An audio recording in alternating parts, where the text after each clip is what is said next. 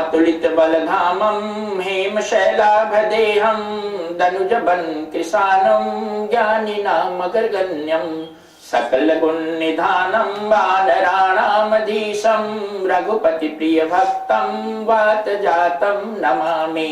मनोजवं मारुत तुल्य वेगं जितेन्द्रियं बुद्धिमतां वरिष्ठं वातात्मजं वानरयुक्त मुख्यं श्रीरामदूतं शरणं प्रपद्ये। सीताराम गुणग्राम पुण्यारण्यौ विहारिणौ वन्दे विशुद्ध विज्ञानौ कपीश्वरौ यत्र यत्र रघुनाथ कीर्तनं तत्र तत्र कृतिमस्तकाञ्जलिं वाष्पवारी परिपूर्णं लोचन नमत राक्षसान्तकम्। ओम ध्यानमूलं गुरुरमूर्ति पूजामूलं गुरुपदं मंत्रमूलं गुरुरवाक्यं मोक्षमूलं गुरुकृपा। ओम शांति शांति शांति। आप सबों में विद्यमान परमात्मा को नमस्कार है।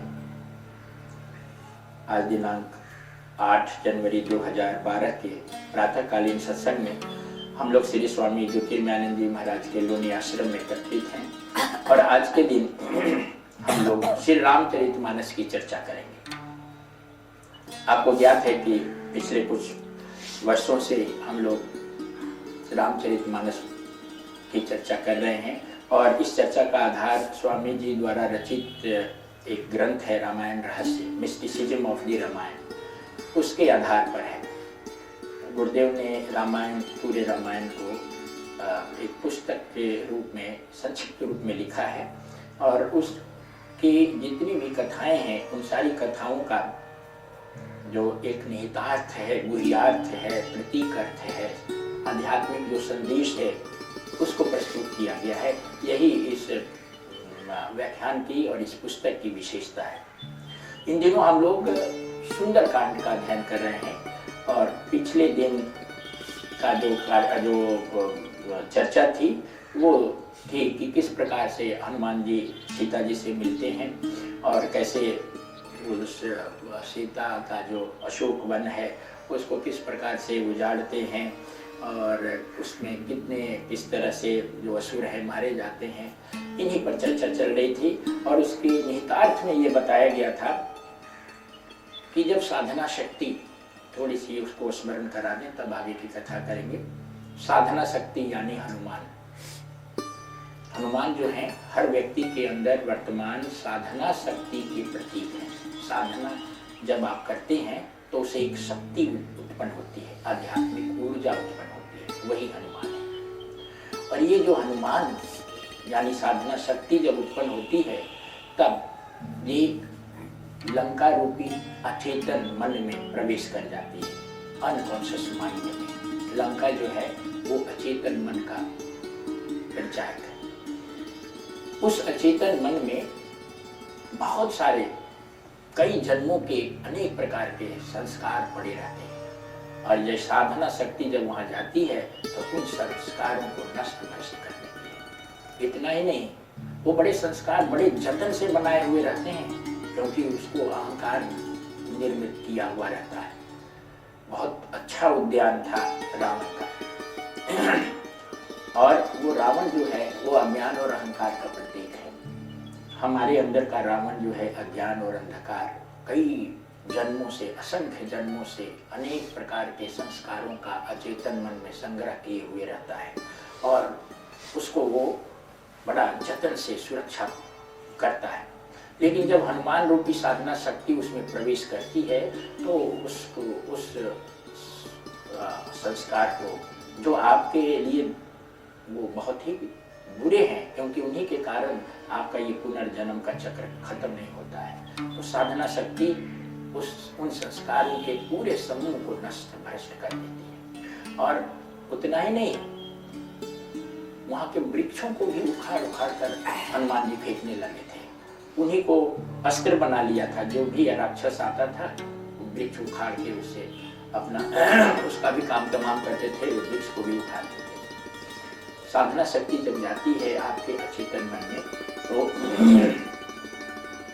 उस साधना शक्ति उन बीजों को भी समाप्त कर देती है, जिससे ये वासनाओं का वृक्ष बनता है। उसको उखाड़ फेंकती है, जिससे कि उसके ऐसे वासनाओं का जो वृक्ष है, जिसके ऊपर बार बार फल लगते हैं, बीज बनता है, फिर नए फल आते हैं, फूल लगता है, और ये वासनाओं का चक्र चलता रहता है।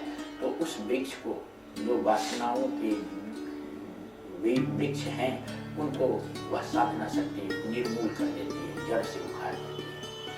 इस प्रकार से आगे आज जो है हम लोग हनुमान जी के और जो लीला है उसके आगे की चर्चा करते हैं। इस प्रकार से रावण के पास जब सूचना पहुंची कि एक बहुत भयानक बंदर आया हुआ है और सारी राज उद्यान को नष्ट भ्रष्ट कर रहा है, वृक्षों को तोड़ रहा है, उखाड़ रहा है, और कितने राक्षसों को जो उसके रखवाले थे उनको सबको मार दिया है। रोते चिल्लाते कुछ बचे हुए जो थे राक्षस, रावण से इस बात की सूचना देने के लिए पहुंचे। रावण ने इस सूचना के सुनने के बाद बहुत विशाल सेना भेजा, राक्षसों की वीर सेना को भेजा।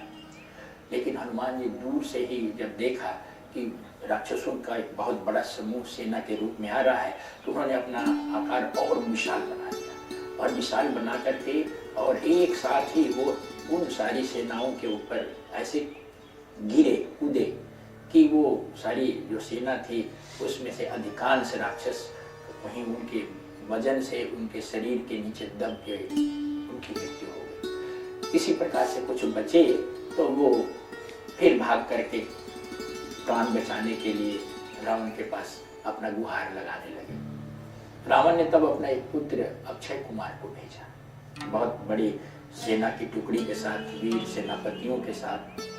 और जब अक्षय कुमार रावण का पुत्र हनुमान जी के नजदीक आया तो एक बड़े वृक्ष उखाड़ करके हनुमान जी ने उस अक्षय कुमार को तत्काल ही वहीं पर समाप्त कर दिया।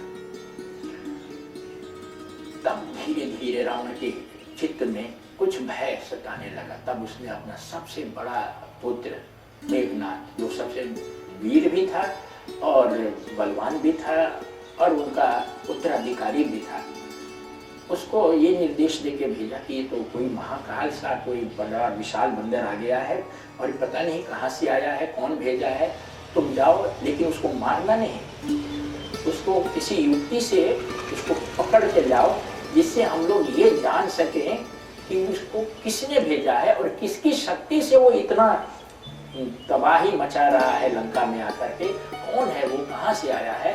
ये सब जानने के लिए उसका जिंदा रहना जरूरी है। इसलिए तुम ऐसा करो कि उन्हें उसे मारना नहीं, उसे किसी प्रकार से बांध करके हमारे पास लिया। मेघनाथ जब अपने सैनिकों के साथ वहां अशोक वाटिका में पहुंचा तो हनुमान जी ने एक बड़ा विशाल वृक्ष उखाड़ा और उसकी जो सवारी थी, रथ था, उस रथ को एकदम ध्वस्त कर दिया और रथ अलग हो गया, घोड़े अलग हो गए, सारथी अलग हो गया और इसी प्रकार से मेघनाथ जो है वो अपना जान बचाने में सफल रहा।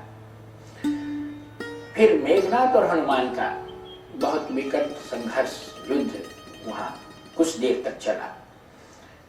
हनुमान ने अपनी मुष्टिका प्रहार से मेघनाथ को उसकी छाती पर इतना जोर से प्रहार किया अपनी मुट्ठी से कि वो कुछ समय के लिए मूर्छित हो गया, अचेत हो गया।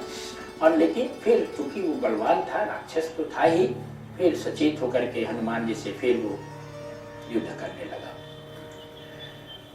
अनेक प्रकार की वो नीति अपनाई, राक्षसी नीति अपनाई, छल प्रपंच भी किया, माया भी, शक्ति का भी प्रयोग किया, लेकिन हनुमान जी को वो हरा नहीं सका।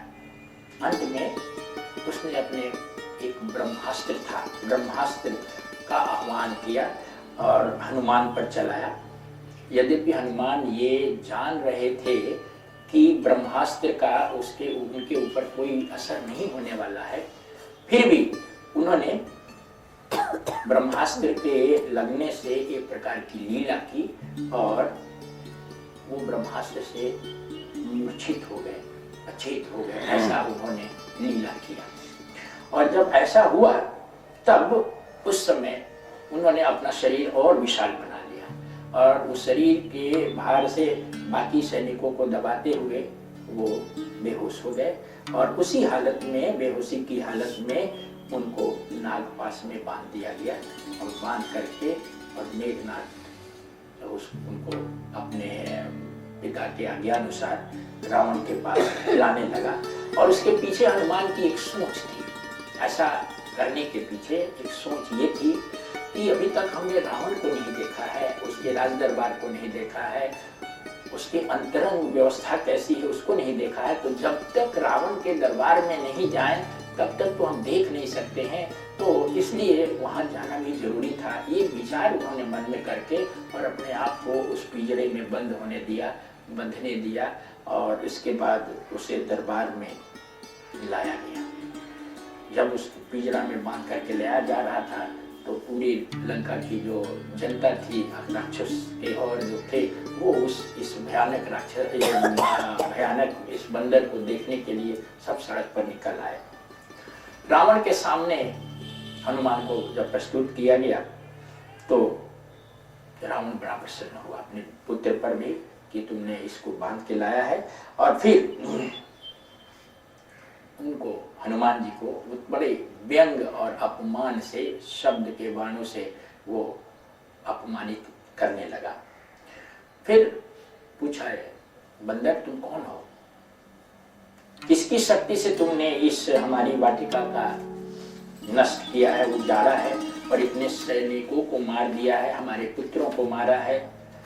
क्या तुम्हें अपनी मृत्यु का भय नहीं है? तब हनुमान जी खड़े हुए और बहुत ही आत्मविश्वास लेकिन विनम्रता के शब्दों में कहा, ये राम सुनो, मैं उस परमात्मा का दूत हूँ जिसकी माया से इस जगत, केवल ये जगत नहीं बल्कि असंख्य जगत की सृष्टि होती है, संचालन होता है और लय होता है। और समय समय पर तुम्हारे जैसे असुरों का वध करने के लिए वो परमात्मा धराधाम पर अवतरित होते हैं। उनकी ही अनंत शक्ति की एक किरण से तुम ये सब साम्राज्य स्थापित किए हो। ये तुम्हारी शक्ति नहीं है, उनकी ही शक्ति की एक किरण है जिसके कारण तुम्हें इस प्रकार का ये शक्ति प्राप्त हुई है। और तुमने उन्हीं जगत पिता की पत्नी सीता का हरण किया हुआ है और अपने यहाँ छुपा के रखे हुए हो। मैं तुम्हारे पुत्र द्वारा यहाँ बांध करके लाया गया हूँ, परंतु मुझे इसकी लज्जा नहीं है कि मैं बांध के लाया गया यहाँ तुम्हारे सामने एक अपराधी की तरह खड़ा हूँ। मैं तो अपने स्वामी का कार्य पूरा करने के लिए यहाँ आया था और उसी क्रम में मैं तुम्हारे सामने खड़ा हूँ, लेकिन हाथ जोड़ करके तुमसे विनती करता हूँ कि तुम अपना मद और सीता के प्रति आसक्ति छोड़ करके श्री राम के चरणों में समर्पित हो जाओ और लंबे समय तक इस राज्य का भोग करो। श्री राम जी से कभी ये जो शत्रुता है ये मूल मत लो। तुम अपना और अपने कुल का अगर कल्याण चाहते हो तो श्री राम जी के चरणों में समर्पित होते हुए सीता माता को उनको दे दो और अपना अहंकार त्याग करके राम का भक्त हो जाओ और अपना ये साम्राज्य भोगते रहो। यद्यपि हनुमान जी ने उसके लिए अच्छी बात कही थी, लेकिन वो रावण जो था अज्ञानी भी था, अहंकारी भी था। उसने उपस्थित सैनिकों को बोला कि इस बंदर को तुरंत हत्या करो, ये हमें उपदेश दे रहा है और इसने इतने विकट संहार किया हुआ है, विध्वंस किया हुआ है, इसकी तुरंत हत्या कर दी जाए। और ठीक उसी समय विभीषण जो थे वो राज दरबार में, राजसभा में उपस्थित आ गए, प्रवेश किया।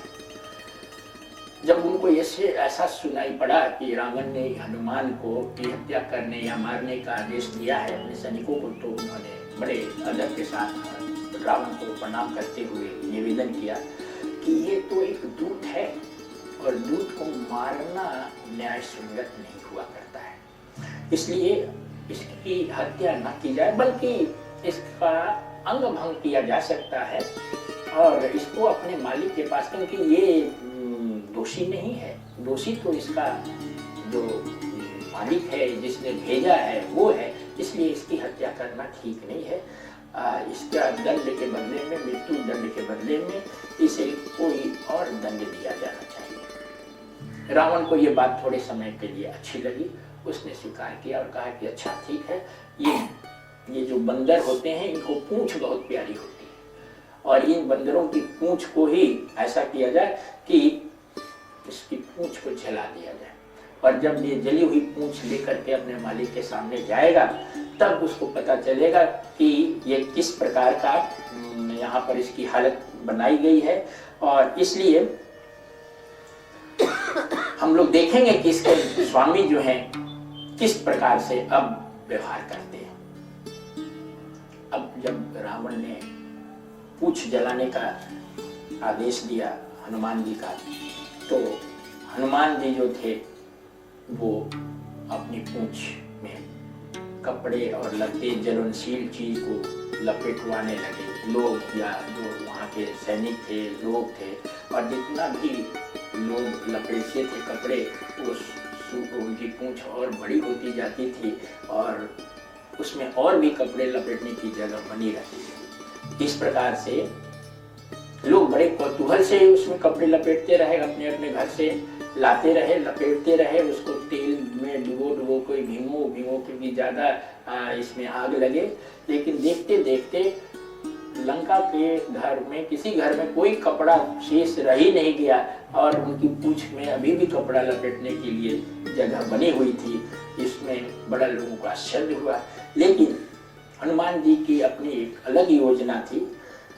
और अंत में जब कोई कपड़ा नहीं बचा तब असुरों ने उनकी पूंछ में आग लगा दी। जब आग लगा दी तो हनुमान जी ने तत्काल अपना रूप छोटा कर लिया और छोटा करके जितने भी ऊंचे ऊंचे जो महल थे उन महल के ऊपर वो चढ़ गए और वहां चढ़ने के बाद फिर अपना आकार उन्होंने बड़ा कर लिया और उस एक एक महल के अगल बगल, साइड, नीचे, ऊपर सब जगह कूद करके अपनी जलती हुई पूंछ से उनमें एक एक करके सब में आग लगाना शुरू कर दिया।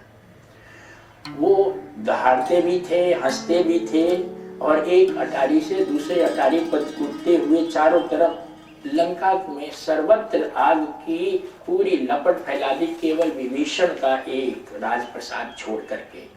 और जब घरों में, उनके महलों में जब आग लग जाती तो सारे असुर जो थे वो बाहर निकल आते, लेकिन बगल वाले भी महल में आग लगी होती तो उनको समझ में नहीं आ रहा था कि वो जाए कहाँ, क्योंकि चारों तरफ से लंका के हर घर में आग लगी हुई थी और घरों में आग लगने के कारण उनके जो राजमार्ग थे वो राजमार्ग भी वैसे ही गर्म और धधकने लगे। तो असुरों को किसी तरह से कहीं निकलने का कहीं जगह भी नहीं मिल रहा था कि कहाँ छुपे, कहाँ आश्रय लें।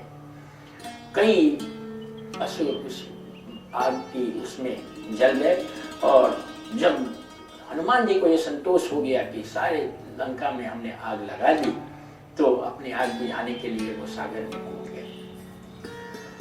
पूंछ की आग जब बुझ गई तो हनुमान जी ने फिर अपना लघु रूप धारण किया और सीता के समक्ष प्रकट होते हुए हाथ जोड़ करके उन्होंने कहा कि हे माता, मैं अब राम के पास वापस जा रहा हूँ।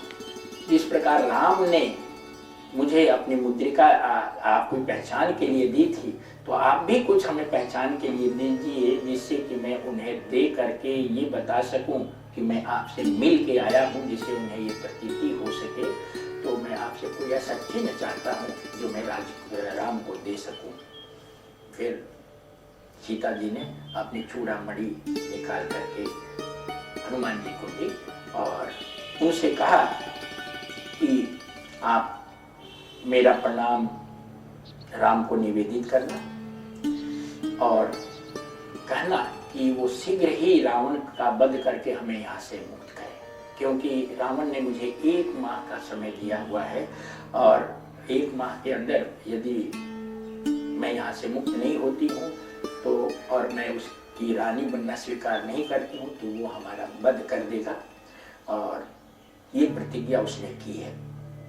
हनुमान जी ने सीता जी को बार बार ये आश्वासन दिया कि मैं शीघ्र ही राम जी के साथ यहाँ लंका में आपको मुक्त कराने के लिए आऊँगा। और फिर उन्हें पुनः प्रणाम करके वो राम की तरफ चल पड़े। अब ये कथा है, ये सब आप जानते हैं।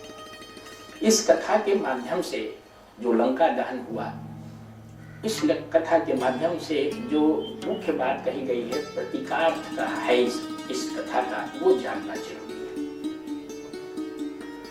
जब आपके चित्त में लंका में हनुमान चले जाते हैं, साधना शक्ति प्रवेश करती है।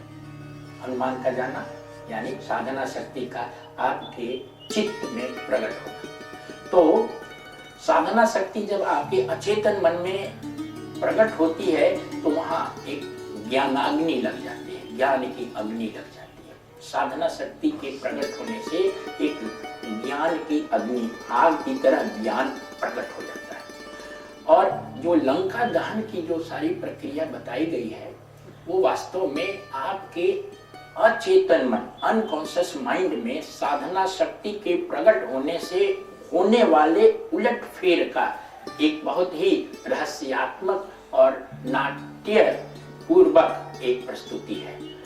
नाटकीय ढंग से साधक के अचेतन मन में साधना शक्ति के प्रकट होने से क्या होता है, इसका चित्रण लंका दहन के माध्यम से किया गया है। लंका का वर्णन जो है वो है कि सोने की लंका थी, बहुत बेशकीमती हीरे जवाहरात के सब महल बने हुए थे, है ना। ये इस बात का है कि हमारा जो अहंकार होता है, हमारा अहंकार भौतिक मूल्यों के अनेक प्रकार के संस्कारों का निर्माण करके अवचेतन मन में वो बनाए रहता है राज प्रसाद।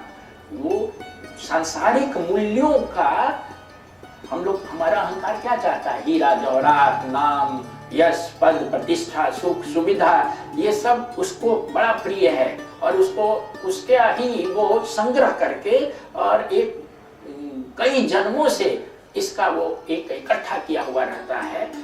एक प्रकार से नगर के तरह एक अंबार इन सूक्ष्म कामनाओं का, अहंकारिक वस्तुओं के रूप में इच्छाओं का। और उस चीज को जब साधना शक्ति अहंकार के उस कॉजल प्लेन में, कारण शरीर में, अचेतन मन में जब प्रकट होती है तो वो जन्मों से एकत्रित जो अहंकारिक दृष्टि से बहुत ही मूल्यवान सोने, हीरे, जवाहरात की जो संग्रह है, वो जो वासनाएं हैं, जो अहंकारिक वासनाएं हैं, उन सब को वो एकदम जला के राख कर देती है, भस्म कर देती है। केवल विभीषण का घर बचता है। विभीषण जो है वो सत्व का प्रतीक है। पिछली बार बताया था कि त्रिगुण जो होते हैं, सत्व, रजस और तमस, जो है वो विभीषण सत्व का परिचायक है, तमस प्रधान अविद्या का परिचायक कुंभकर्ण है और रजस प्रधान अविद्या का परिचायक रावण है। तो ये साधना शक्ति हनुमान जी आपके तमस और रजस के द्वारा जो भी इकट्ठा किया हुआ संस्कार है, उन संस्कारों को चाहे वो कितना भी बहुमूल्य हो क्यों ना हो, उसको सबको वो जला के भस्म कर देता है। बल्कि वो वर्णन है रामायण में कि गर्मी के कारण वो महल सोने के पिघल गए और सब सागर में मिल गए। महल पिघल गए, सोना गर्म होगा तो पिघलेगा ही, पिघल के उसका अस्तित्व भी समाप्त हो गया। तो साधना शक्ति जब आपके अचेतन मन में क्रियाशील होती है, अचेतन मन में जब वो साधना शक्ति प्रकट होती है और वो आपके संस्कारों के भस्म कर देती है और जो कठोर चीज होती है उनको गला करके पूरी तौर पर एकदम उनका रूट, उनका मूल को ही समाप्त कर देती है। ये साधना शक्ति का एक विशेष प्रकार का कर्तव्य है। और जो ये अचेतन मन है, इसमें बदलाव आने लगता है। पहले जैसे लंका जैसी थी वैसी नहीं रह जाती है जब हनुमान जी जाते हैं। हनुमान जी जब लंका दहन करते हैं तो हनुमान जी के लंका दहन के पूर्व जैसी लंका थी वैसी लंका दहन के बाद लंका नहीं रह गई, उसमें आमूल परिवर्तन हो गया। असंख्य जन्मों के जो संस्कार थे वो अशुभ संस्कार, वो सब अशुभ संस्कार जल गए और इसके स्थान पर एक नए सृजन का आरंभ उसी पॉइंट से हो गया, उस विध्वंस के साथ आरंभ हो गया। अशुभ संस्कार का प्रतिस्थापन सकारात्मक और शुभ संस्कार से होने की एक प्रक्रिया का उस पल से आरंभ हो गया। जो ज्ञानाग्नि है वो आपके भ्रम का, अज्ञान का, वासनाओं का, मोह का जो महल खड़ा हुआ है असंख्य जन्मों से, उन सब को पिघला देती है, उनको गला देती है। और इस प्रकार से जीव के लिए अज्ञान पर अंतिम विजय प्राप्त करने का रास्ता साफ हो जाता है। अभी हुआ नहीं है लेकिन पथ प्रशस्त हो जाता है।